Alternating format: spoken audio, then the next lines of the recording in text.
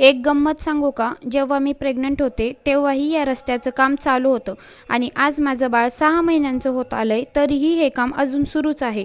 मी pregnant असताना या रस्त्यामुळे मला कित्येक वेळा घरी येणं शक्य नसायचं.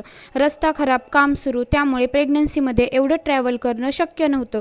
पण तेव्हा मी खूप जास्त इरिटेट होत होते आणि लवकर हे काम पूर्ण व्हावं आणि मला आरामात येता जाता यावं असं मला वाटत होतं. पण दिवस गेले, प्रेग्नन्सी पूर्ण झाली, बाळाचा जन्मसुद्धा झाला. बाळ आता जवळजवळ 6 महिन्यांचं होत आलंय आणि आपण आज पुन्हा याच रस्त्यावरून जातोय आणि रस्त्याचं काम अजूनही सुरूच. पण मला आज रिदूसाठी थोडीफार शॉपिंग करायची होती, म्हणून मी खूप एक्सायटेड होते. थोडीफार म्हणता म्हणता शॉपिंग किती झाली हे मला समजलं नाही. माझे 2च आवडते छंद आहेत, एक म्हणजे शॉपिंग करणे आणि दुसरं म्हणजे खाणे. आणि या दोन्हीही गोष्टी करताना माझं मन कधीच भरत नाही. एक काळ असा होता, मी सतत फिरत असायचे. कुठेही जायचं म्हटलं की लगेच तयार. पण आता डिलिव्हरीनंतर डी-मार्टला जाणंसुद्धा मला एखाद्या छानशा आउटिंगसारखं वाटतं. पण माझ्या बाळासोबतचं हे नवीन आयुष्यही मला खूप जास्त आवडत आहे. भेटूया उद्याच्या ब्लॉगमध्ये. बाय. Take care.